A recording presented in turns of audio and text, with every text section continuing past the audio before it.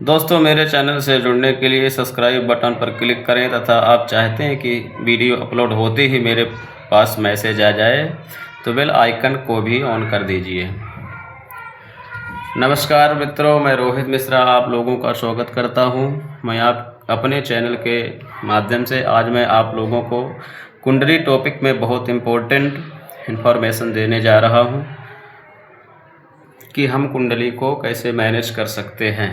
किसी भी कुंडली को, किसी भी जन्म राशि की कुंडली को आप आसानी से देखने में सक्षम हो जाएंगे। तो कल आपने मित्रों देखा था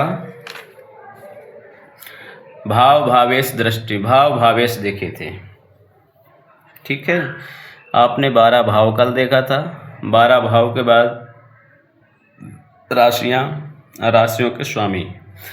आज स्टेप नंबर 2 है, चैप्टर नंबर 2 है। आप उसमें देखेंगे उच्च राशि और नीच राशि। इसमें स्पष्ट है, सूर्य मेष में उच्च का है, तुला में नीच का है, चंद्र वृष में उच्च का है, वृश्चिक में नीच का है, मंगल मकर में उच्च का है, कर्क में नीच का है, बृहस्पति कर्क में उच्च का है, मकर में नीच का है, बुध कन्या में उच्च का है, मीन में नीच का है, शुक्र मीन में उच्च का है, कन्या में नीच का है, शनि तुला में उच्च का है और मेष में नीच का है, राहु मिथुन में उच्च का है और धनु में नीच का है, केतु धनु में उच्च का है, मिथुन में नीच का है। तो कुंडली सीखने के लिए मित्रों हमें ये राशियां नंबर के नाम से जानी जाती हैं। हमें ये राशियां नंबर के नाम से, जैसे फर्स्ट, अगर कहीं कुंडली में फर्स्ट लिखा है तो फर्स्ट का मतलब हुआ मेष राशि, ठीक है। और अगर सेकंड लिखा है 2 नंबर तो ये वृष राशि हुई। 3 नंबर यदि कहीं लिखा है तो ये आपकी मिथुन राशि हुई। अगर 4 नंबर लिखा है कुंडली में 4 तो ये आपकी कर्क राशि हुई। अगर 5 नंबर लिखा है तो ये आपकी सिंह राशि हुई। या 6 नंबर यहाँ लिखा है तो कन्या, और 7 नंबर में तुला, 8 नंबर में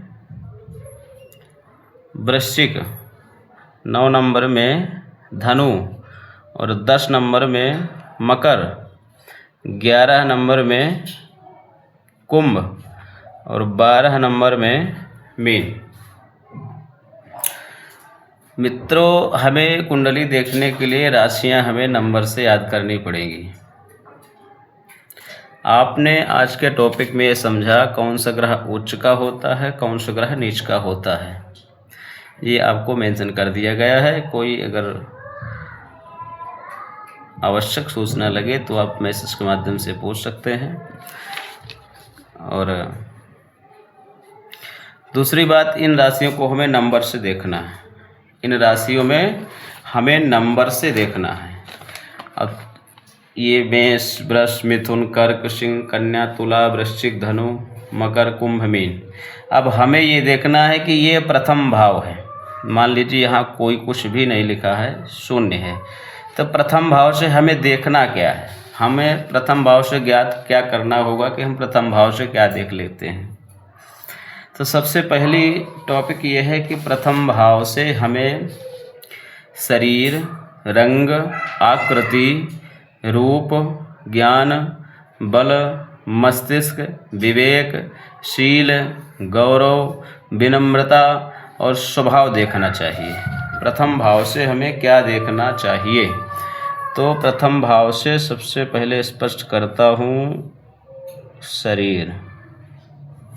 आपका शरीर कैसा रहेगा। दूसरा है रंग, आपका रंग कैसा रहेगा। तीसरा हो गया आकृति, आपकी आकृति कैसी होगी। इसके बाद है तो काफ़ी सारी चीज़ें इसमें आ नहीं पाएंगी। विवेक कैसा होगा आपका गौरव कैसा रहेगा, विनम्रता आप में कैसी रहेगी,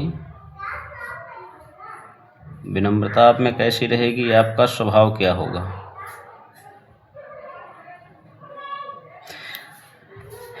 ये आपका प्रथम भाव को देखने का घर है प्रथम भाव में आपको, जैसे आपके प्रथम भाव में इस समय मेष राशि मंगल बैठे हैं। शरीर बलवान होगा, कमर पतली होगी, शरीर में तेज होगा, रंग जो है आपका प्रकाशित होगा, आकृति आपकी अच्छी आकृति, अच्छी पर्सनालिटी होगी।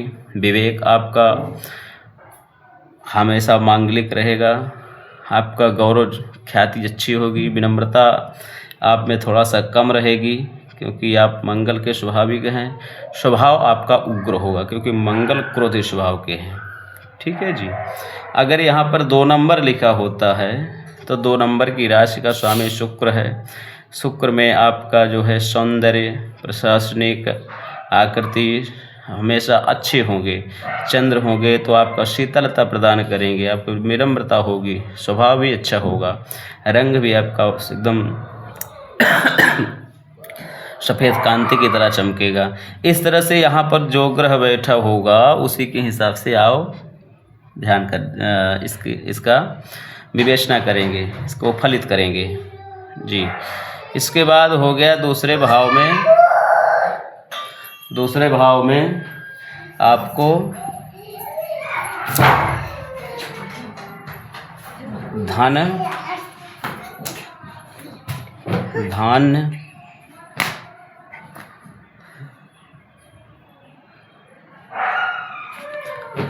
संपत्ति, संचित संपत्ति आपके पास क्या है, संचित संपत्ति और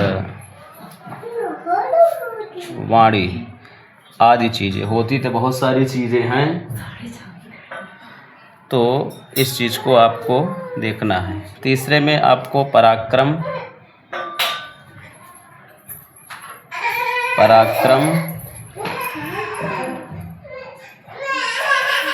धैर्य, आयु, छोटे भाई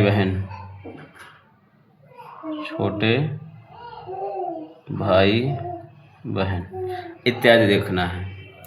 चतुर्थ भाव में आपको सुख, माता, भवन, भूमि,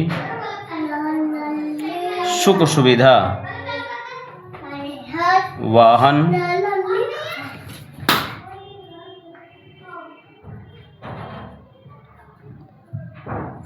वैभव होती तो मित्र बहुत सारी चीज़ें हैं आदि। इसके बारे में आपको आगे भी नॉलेज करा दिया जाएगा, आप इतना ध्यान दीजिए। पंचम भाव से आप अपना यश कुंडली में, धर्म,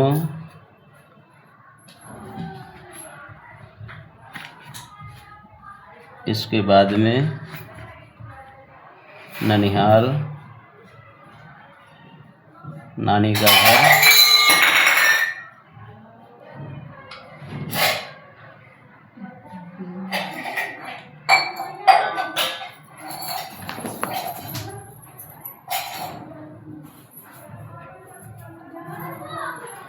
ननिहाल के बाद मित्रों आप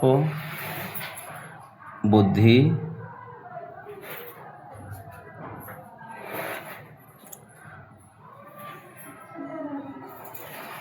शिक्षा और संतान इत्यादि चीज़ें आप पंचम भाव से देखेंगे, पंचम भाव से आप फलित करेंगे। षष्ठम भाव से आपको शत्रु, चिंता, जैसे आज के ज़माने में, आज के समय में टेंशन कहते हैं, रोग, ऋण, मुकदमे इत्यादि देखना। सप्तम भाव से आपको पंचम भाव में आपको लव भी देखना है, लव फेयर भी देखना है पंचम भाव से। सप्तम भाव में आपका जीवन साथी कैसा रहेगा, जीवन साथी, वासना, वासना, विवाह,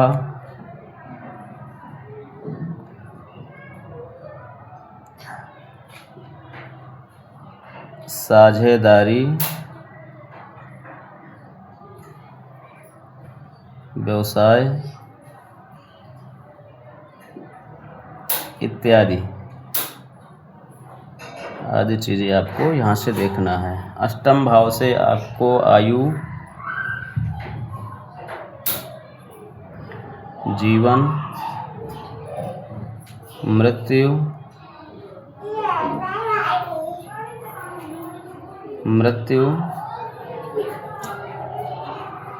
दुर्घटना, गुप्त विद्या आदि। नवम भाव से आपका यश,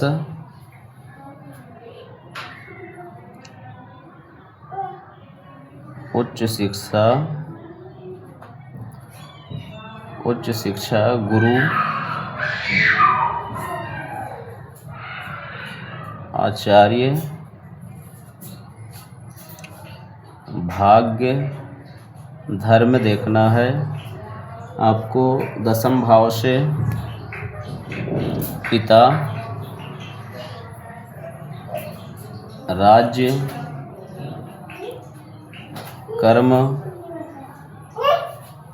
प्रभुता,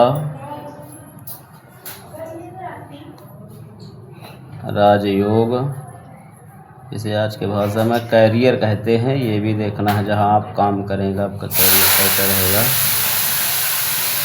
एकादश भाव में आप देखेंगे मनोकामनाओं की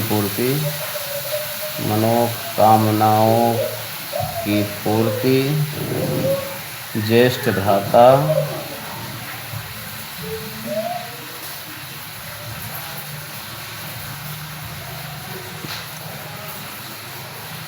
आप यहाँ जो कर्म करेंगे यहाँ धन आएगा, संचित धन संचित करना इत्यादि। द्वादश भाव से आप देखेंगे आपका कितना खर्च हो रहा, व्यय, मोक्ष, सैया, सुख, हानि भी यहाँ से देखनी है, प्लस विदेश यात्रा।